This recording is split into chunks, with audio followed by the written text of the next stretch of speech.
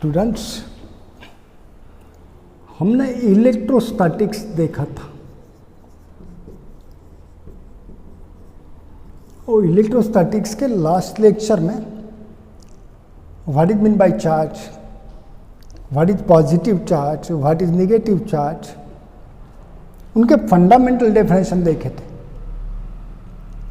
सामने जब कुछ फिनोमेना पढ़ते हैं तो चार्ज इलेक्ट्रिक प्रॉपर्टीज प्रोड्यूस करता है, मैग्नेटिक प्रॉपर्टीज प्रोड्यूस करता है और ये सभी प्रॉपर्टी ये मटेरियल एक्वायर करता है जिसके ऊपर या अंदर चार्ज होता है। तो चार्ज एक प्रॉपर्टी ऑफ ए मैटर होती है due to which that material possesses magnetism, electromagnetism या इलेक्ट्रिक फील्ड वगैरह।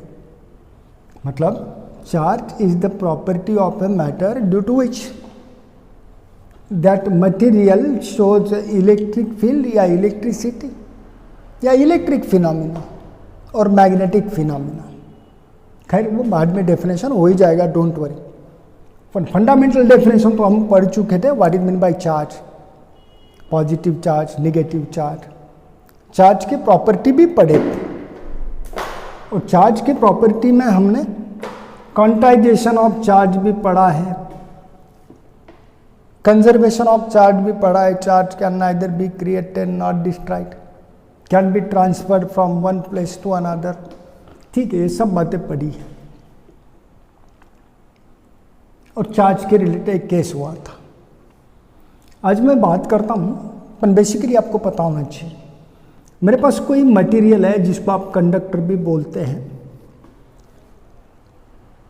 और इसके हर एक एटम में जितने प्रोटॉन्स उतने ही न्यूट्रॉन्स, जितना पॉजिटिव चार्ज उतना ही नेगेटिव चार्ज। तो हर एक एटम नेचुरली न्यूट्रल होगा। बाय द वे पूरा मटेरियल भी न्यूट्रल है, पर इसके अंदर पॉजिटिव नेगेटिव चार्जेस होते हैं, ये भी ध्यान में रखो। क्योंकि हर एक एटम अपना आउटर मोस्ट ऑर्बिट का इलेक्ट्रॉन लॉस करेगा तो इस एटम पे जाके बैठ सकता है। तो इसमें नेगेटिव चार्ज, यहाँ पे पॉजिटिव चार्ज, और ऐसा रैंडम मोशन ऑफ चार्जेस होता ही है। तो positive negative charges random motion में होते हैं, आप सबको पता होगा। पर फिर भी आपका ये मटेरियल इलेक्ट्रिकली न्यूट्रल है, नो चार्ज इन एक्सेस। और मैंने बोला था, ये ध्यान में रखो, आपके पास कोई ग्लास रॉड था, इनिशियली न्यूट्रल था और इसको अपने सिल्क क्लॉथ के साथ रब करा था। ड्यू टू फ्रिक्शन इसने कुछ इलेक्ट्रॉन लॉस करे थे और due to loss of electrons जहाँ पे डिफिशियंसी ऑफ इलेक्ट्रॉन क्रिएट होती है and that one is the positive charge. और यहाँ पे इलेक्ट्रॉन गेन करता है सिल्क क्लॉथ, तो यहाँ पे नेगेटिव चार्ज प्रोड्यूस होता है। अब सेपरेट करो तो इस ग्लास रॉड पे हमको पॉजिटिव चार्ज दिखता है और सिल्क क्लॉथ पे नेगेटिव चार्ज एक्यूमुलेट हो चुका है। तो इस कंडक्टर का, इस रॉड का चार्जिंग हो चुका है, चार्ज डिपॉजिट हो गया। चार्ज पहले नहीं था, प्रोड्यूस हो गया, तो इट इज चार्जिंग। और ये जो चार्जिंग हो गया इसको ही बोलते हैं चार्जिंग बाय फ्रिक्शन, क्योंकि यहाँ पे फ्रिक्शन से चार्ज प्रोड्यूस किया हुआ है। समझा? तो पहला केस था मेरे पास चार्जिंग बाय फ्रिक्शन। चार्ज कितना भी होगा और ये चार्ज प्रोड्यूस हुआ है। जैसे आपका पहले ग्लास रॉड बिफोर फ्रिक्शन कोई चार्ज नहीं था, न्यूट्रल था कंप्लीटली, और आफ्टर फ्रिक्शन इस पर चार्ज प्रोड्यूस हो गया। तो इसको बोलते हैं चार्जिंग बाय फ्रिक्शन या इलेक्ट्रिसिटी बाय फ्रिक्शन। कभी कभी इसको फ्रिक्शनल इलेक्ट्रिसिटी भी बोलते हैं। गुड। अब क्या हुआ कि मेरे पास कोई कंडक्टर है, मेटालिक स्फीयर होगा, इलेक्ट्रिकली न्यूट्रल है, बट इसमें पॉजिटिव नेगेटिव चार्जेस है जो रैंडम मोशन में होते हैं। इक्वल इन नंबर है, जितने पॉजिटिव उतने ही नेगेटिव। अब इस स्फीयर के पास या मेटालिक कंडक्टर के पास मैं कोई दूसरा चार्ज्ड कंडक्टर लेके जाता हूं और इसको कांटेक्ट में नहीं रखा है, जस्ट उसके नज़दीक लेके गया और ये पॉजिटिवली चार्ज होगा। अब ये पॉजिटिव चार्ज इसके अंदर के पॉजिटिव चार्ज को रिपेल करेगा। आपको पता होना चाहिए चार्ज के बीच में का जो फोर्स होता है वो फील्ड फोर्स होता है, थोड़ी दूर से ही एग्जर्ट होता है। तो ये पॉजिटिव चार्ज इसके अंदर के पॉजिटिव चार्ज को रिपेल करेगा और निगेटिव चार्ज को अट्रैक्ट करेगा, प्रॉपर्टी आपको पता है। तो ये इसका जितना भी निगेटिव चार्ज था वो यहाँ पे जमा हो जाएगा और जितना पॉजिटिव चार्ज था उसको ये पॉजिटिव चार्ज रिपेल करता है तो अदर साइड पे एक्यूमुलेट होगा। गुड। और इस कंडक्टर को मैंने अर्थ से कनेक्ट किया। अर्थ रिजर्वर होता है, इस सरफेस का पूरा चार्ज अर्थ एब्सॉर्ब कर लेता है, वो अर्थ के अंदर चला जाता है। तो ये पूरा positive charge as that conductor connected to earth penetrates to the earth. तो इस कंडक्टर पे सिर्फ निगेटिव चार्ज हुआ। अब इसको बाजू में कर लो तो इस कंडक्टर पे निगेटिव चार्ज प्रोड्यूस हुआ है। यहाँ पे भी पहले चार्ज नहीं था, चार्ज था negative positive together but neutral state थी और अब पॉजिटिव तो अंदर चला गया, यहाँ पे सिर्फ निगेटिव चार्ज प्रोड्यूस हुआ। इसका मतलब यहाँ पे चार्ज डेवलप हो गया, इसका मतलब चार्जिंग ही हुआ है ऑफ दिस कंडक्टर और इसको बोलते हैं चार्जिंग बाय इंडक्शन। क्या बोलने का? Charging by induction. पहले चार्ज नहीं था, अब चार्ज इंड्यूस हो गया। समझ गया? नेक्स्ट केस देखते हैं।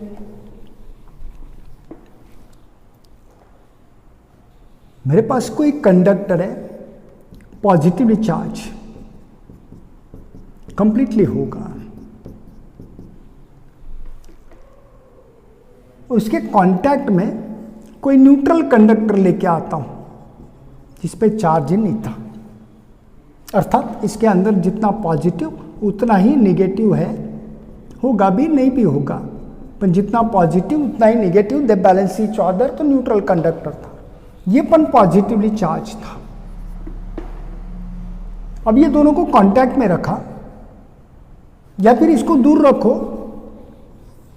जो न्यूट्रल है और इनमें एक कंडक्टिंग वायर कनेक्ट कर दो, कॉपर वायर कनेक्ट किया होगा, तो ये positive charge through this wire इस कंडक्टर पे ट्रांसफर होता है और इसको कंडक्शन बोलते हैं, conduction of A charge.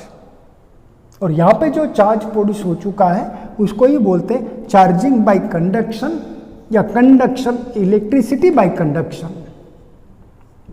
Charging by conduction या कंडक्ट इलेक्ट्रिसिटी बाय कंडक्शन। तो किसी बॉडी या किसी कंडक्टर को आपको चार्ज करना है, चार्जिंग, तो आपके पास 3 मेथड देखा है। एक charging by friction, charging by induction and charging by conduction. समझे? गुड।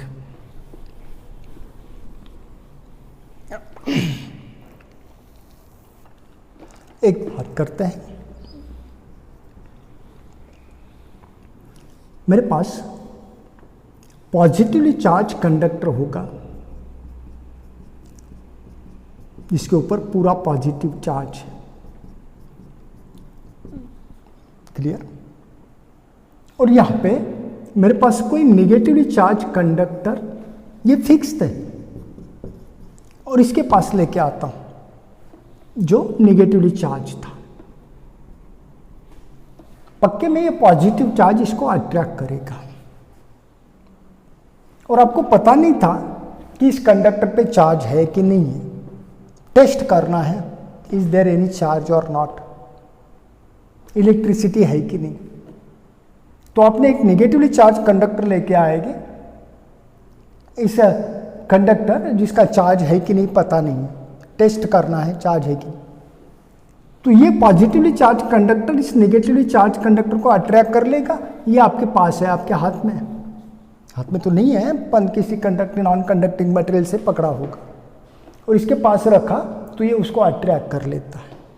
अब समझ जाओगी नेगेटिव चार्ज को पॉजिटिव चार्ज अट्रैक्ट कर रहा है तो ये पॉजिटिवली चार्ज होगा एक। तो समझा?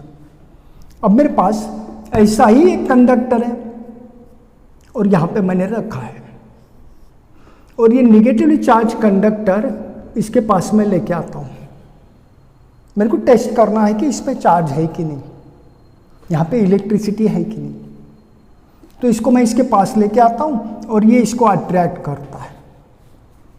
तो आप समझोगे कि इस पे पॉजिटिव चार्ज है, क्योंकि पॉजिटिव चार्ज ही निगेटिव चार्ज को अट्रैक्ट करता है।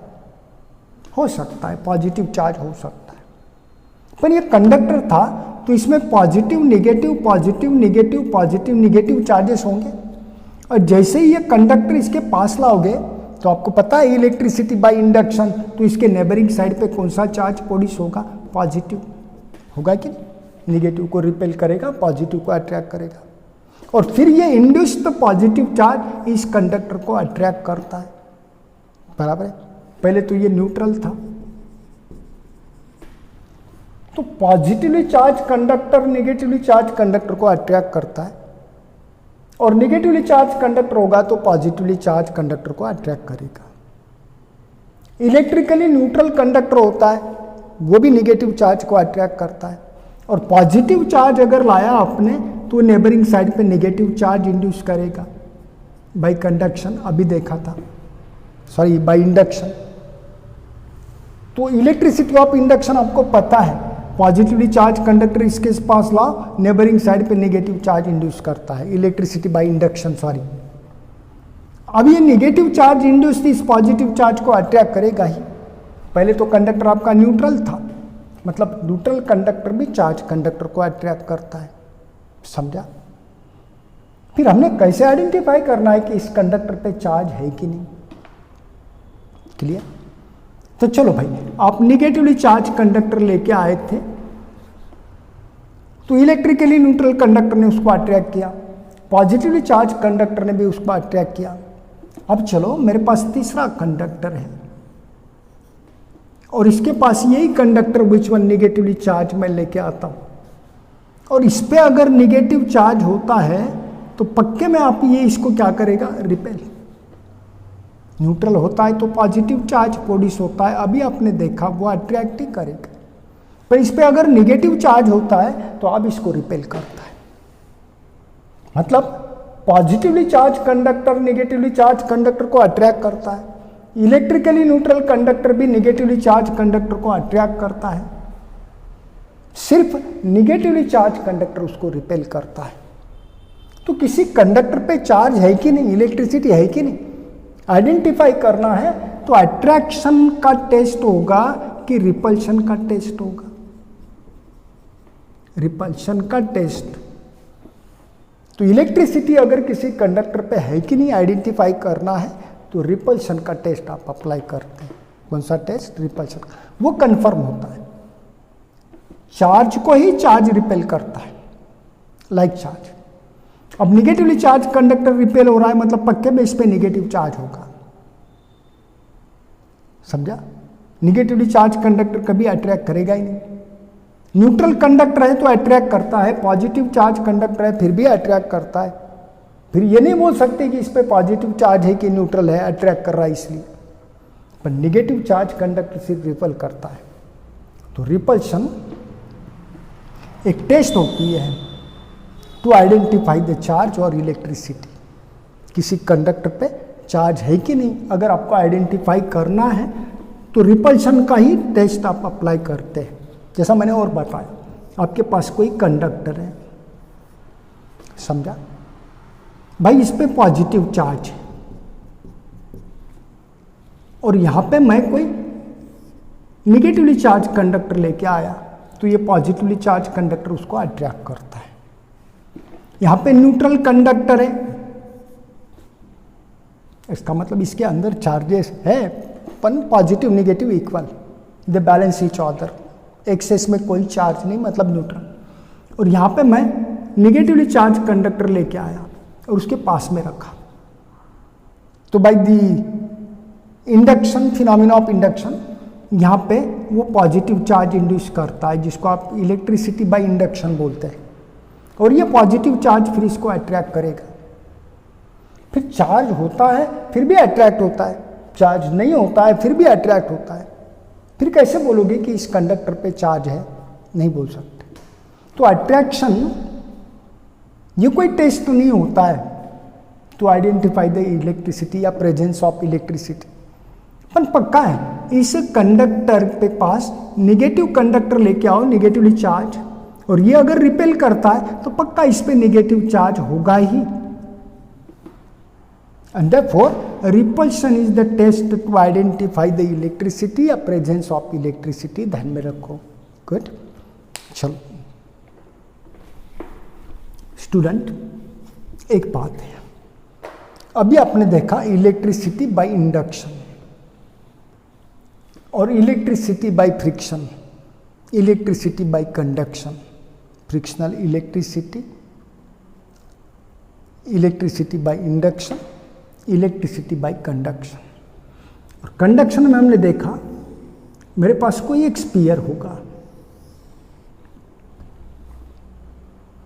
और इसमें कोई चार्ज होता है, पॉजिटिवली चार्ज स्फीयर होगा totally,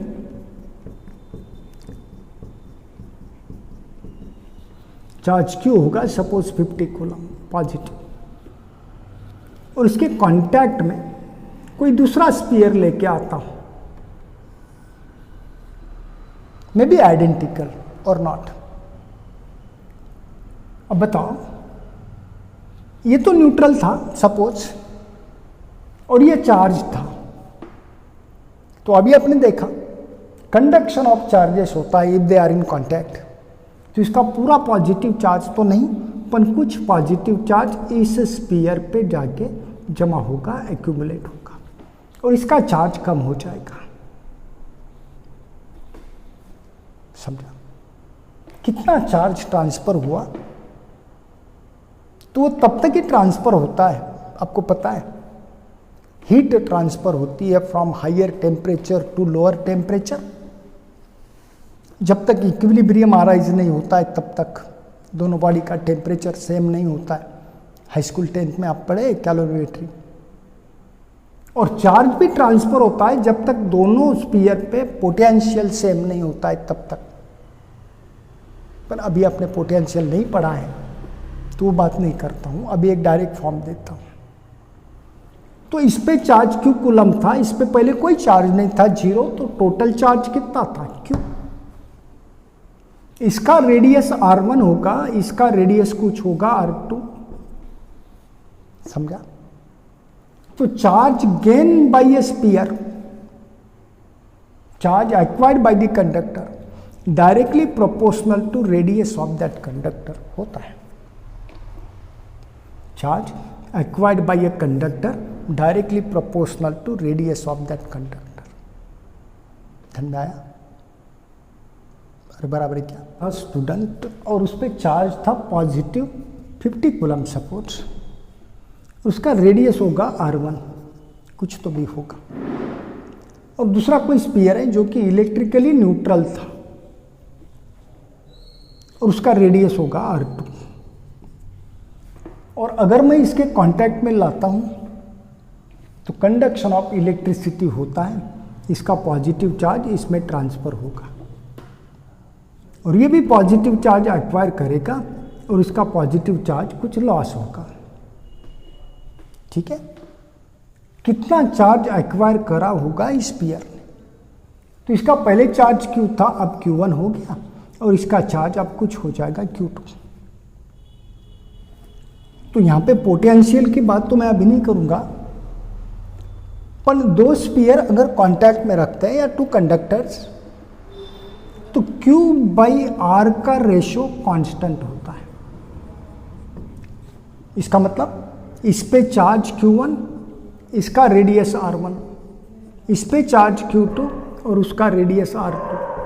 Q by R equal to constant, मतलब Q1 upon R1 equal to Q2 upon R2 after transfer of charge. जब चार्ज ट्रांसफर होता है, कंडक्ट होता है from one sphere to another, sphere to sphere, sphere की बात कर रहे हैं। तो इस पे टोटल चार्ज Q था कंप्लीट, कांटेक्ट में लाया न्यूट्रल, इस पे कोई चार्ज नहीं था, 0 था, और जब इसके कांटेक्ट में रखते हैं तो कंडक्शन ऑफ इलेक्ट्रिसिटी होता है, इसका पॉजिटिव चार्ज इस पे ट्रांसफर होगा, फिर इसका चार्ज रिड्यूस होगा, सपोज Q का Q1 हो गया और इसका चार्ज Q2 हो गया। अब इसने कितना चार्ज एक्वायर किया होगा और इसका कितना रिड्यूस हुआ, उतना ही एक्वायर किया।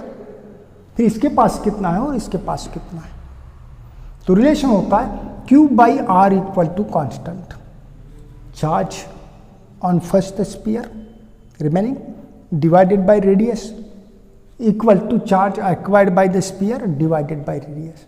इसका मतलब Q1 upon R1 equal to Q2 upon R2 होता है, क्योंकि वो पोटेंशियल से केस आता है। Potential developed across first equal to potential second, और पोटेंशियल का फार्मूला अप्लाई किया तो ये रिलेशन आता है, पर अभी आपको पोटेंशियल की बात नहीं करूँगा, समझा।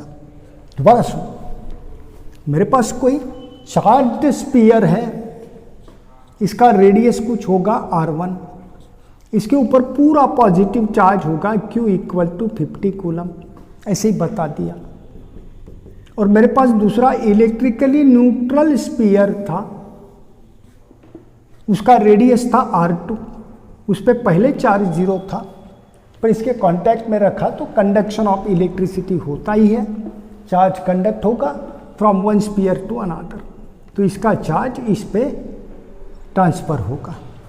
अब इसका चार्ज रिड्यूस हुआ तो इसका चार्ज अब Q का कुछ तो भी Q1 बनेगा, और इस पे चार्ज कुछ तो भी एक्वायर होगा Q2।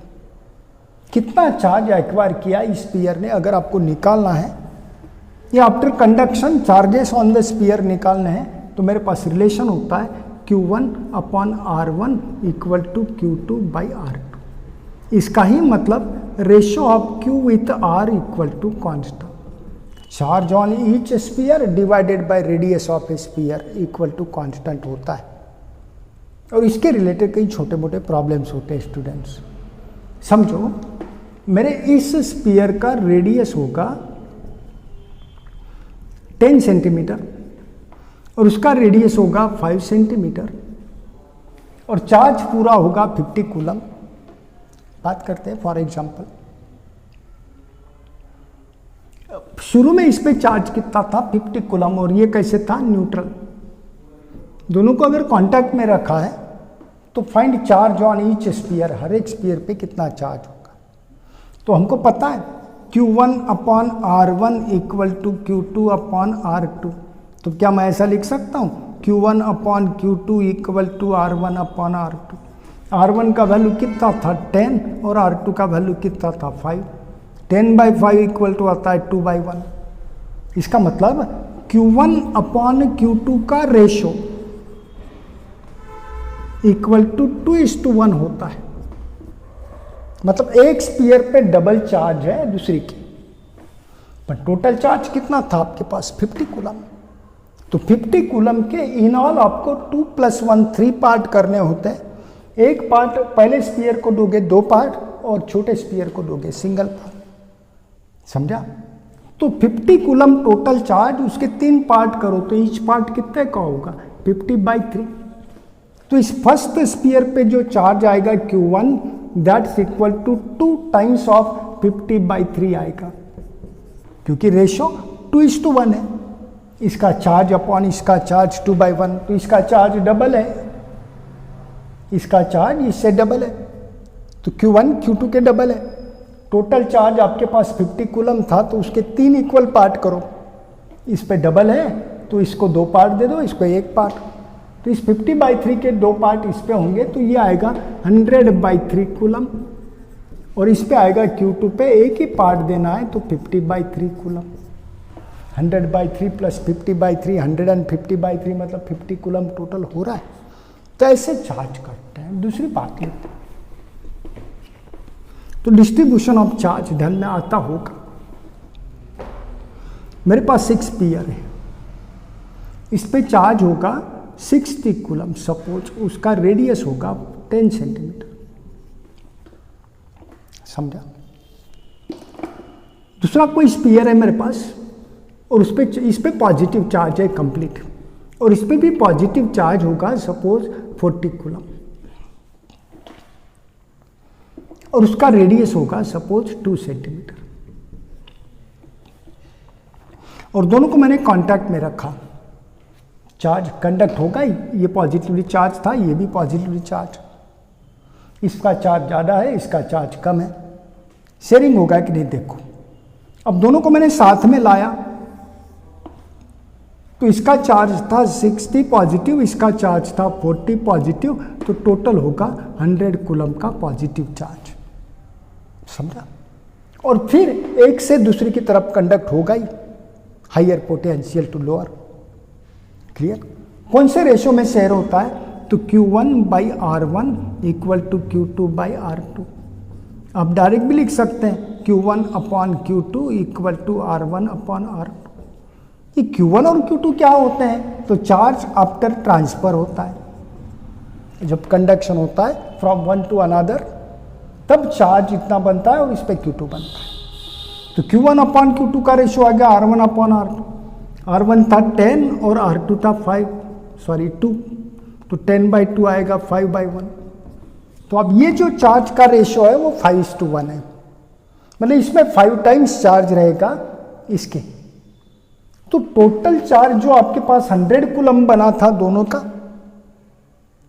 और उसके आपको 5 + 1 6 पार्ट करने होंगे, और 6 पार्ट करने के बाद इस स्फीयर पे 5 पार्ट आते हैं और उस पे सिंगल पार्ट आएगा 1 पार्ट।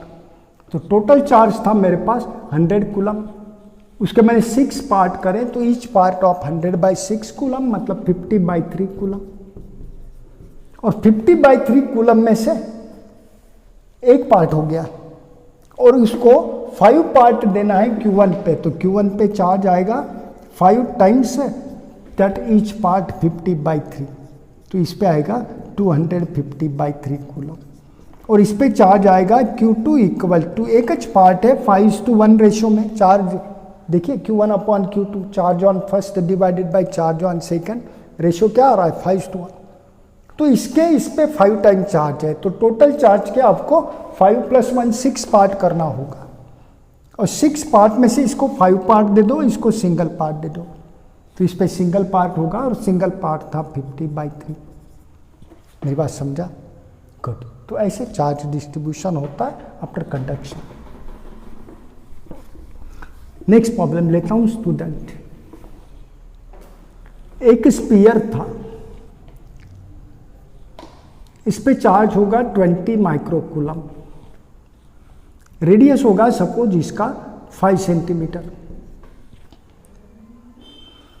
R1 बोलो। दूसरा स्फीयर था, उसका रेडियस होगा सपोज 15 सेंटीमीटर, और इस पे चार्ज होगा suppose Q2 equal to 10 microcoulomb.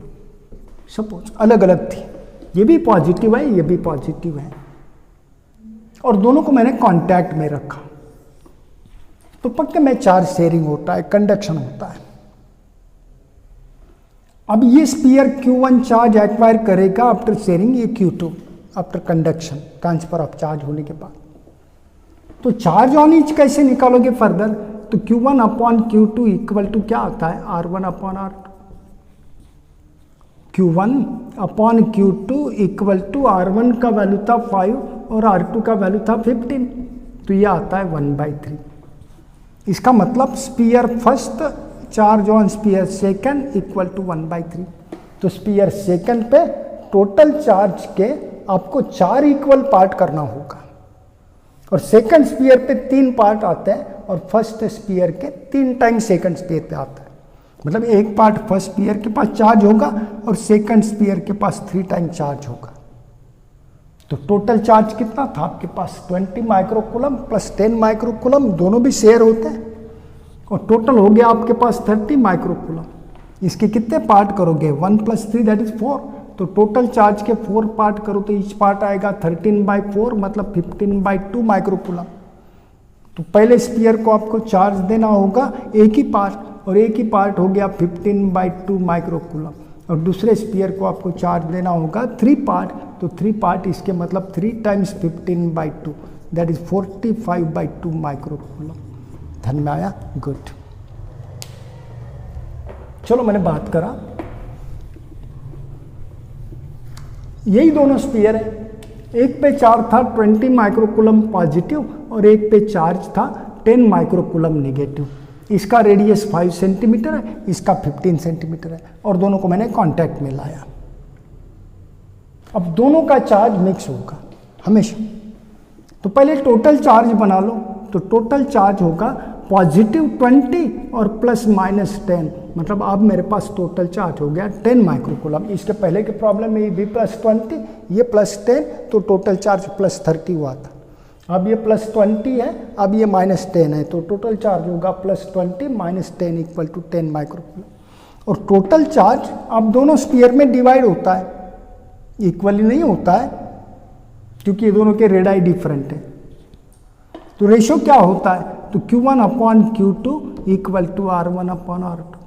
R1/R2 का रेशो अभी आपने देखा 5/15, दैट इज 1/3। तो Q1/Q2 का रेशो आ रहा है 1/3। इसका मतलब टोटल चार्ज जो आपके पास है उसके आपको 1 + 3 4 पार्ट करना होगा इक्वल। तो ईच पार्ट कितना आएगा, 10 माइक्रोकूलम के 4 पार्ट करोगे तो 10/4, 10/4 मतलब 5/2 माइक्रोकूलम।